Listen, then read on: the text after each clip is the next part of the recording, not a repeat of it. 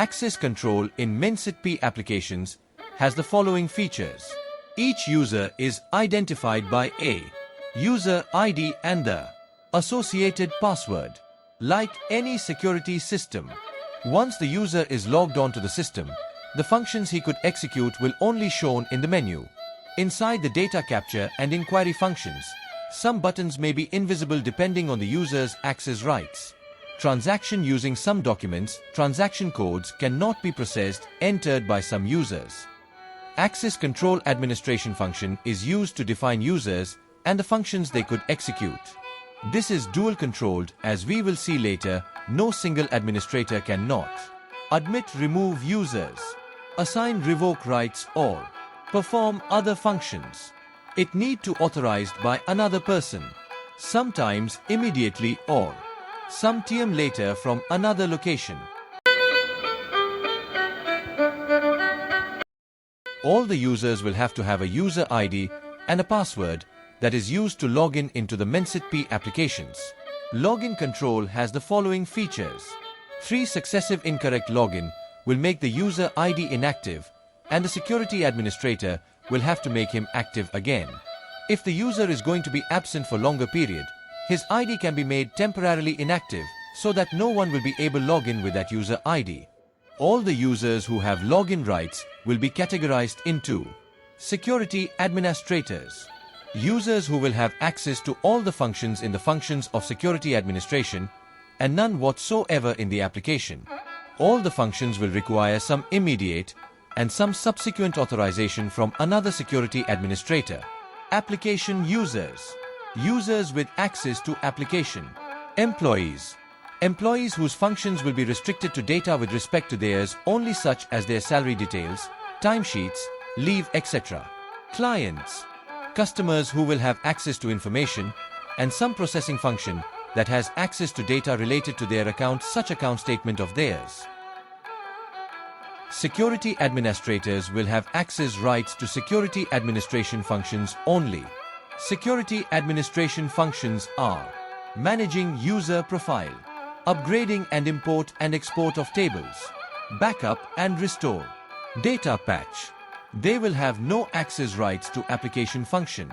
When they log in, they will see a menu with only these functions.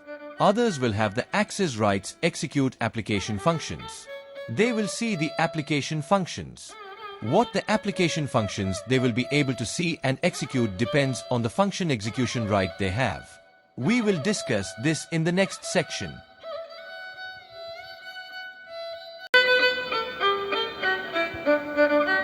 Each application function belongs to a security function group. The function group a function belongs is determined at the design time by the application architect designer. Thus groupings can be observed using the function maintain security function groups function. Function will give the option to choose the application code whose function groups is to be maintained. This function is used to maintain security function groups. However, the preferred method will be to use the update functions, which will update this using the schema. However, if a function is to have unrestricted access, then this function could be used to change the function group from unrestricted or restricted access. Status access status of the function group. All who logs on can access.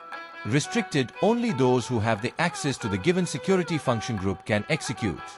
By clicking the menu functions button, the menu functions that are associated with function group can be viewed. A report of function groups and the associated menu functions can also be obtained. However, the function groups assigned to the function can be changed by the security administrator using the function vary function groups or functions. In this example, a main menu which has assigned 12,000 by application designer has been changed to 11,000. Organizational roles that are defined and described in the system. Example of roles is salesperson, sales manager, accounting executive, accountant, stores executive, store manager. This can be defined in the system using the function define organizational roles. Application component code in which this role will be used. Role code by which the role will be identified. Name assigned to the role. Remarks if any.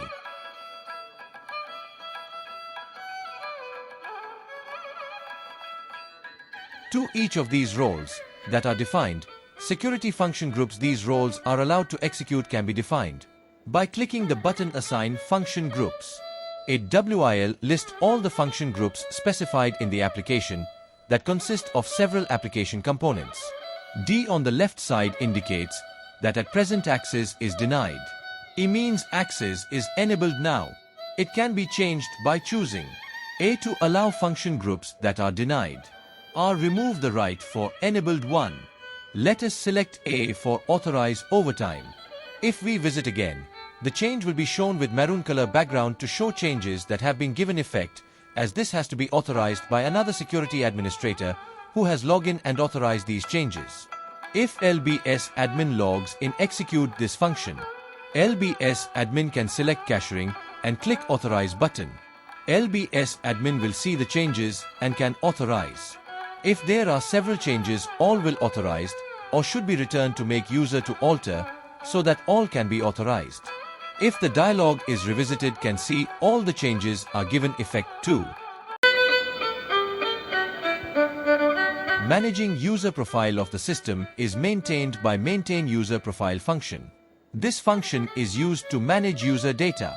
This function facilitates maintenance of the user attributes and roles that are assigned to the users. This will allow the user to filter the user list to obtain the specific user whose attributes need to be maintained.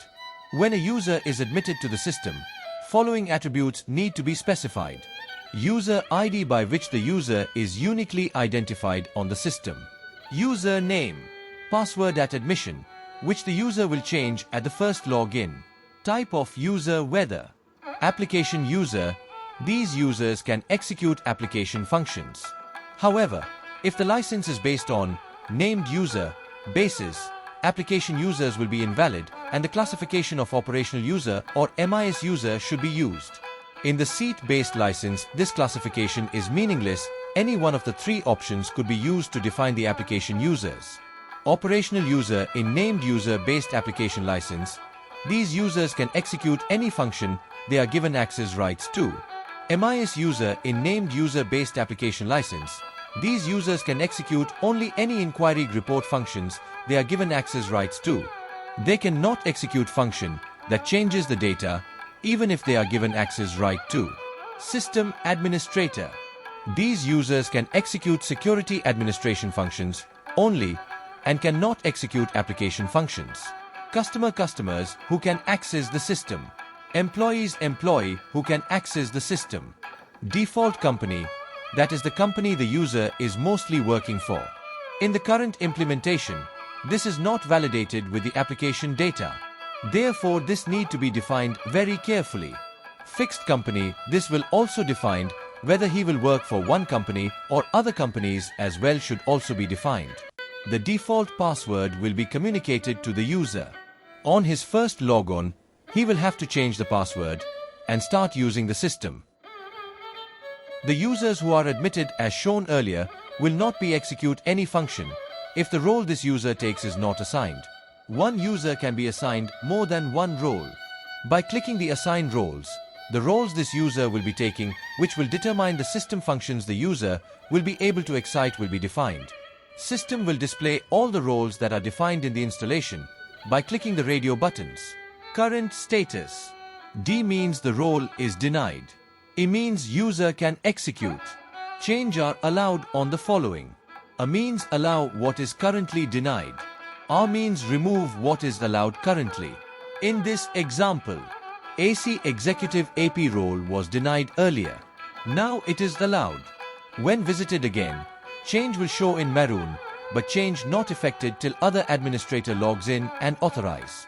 When the LBS admin logs in and click authorize roles, it will show the changes in maroon color and he could authorize, then only the change will take effect. If vested dialog again, it will show the change effected.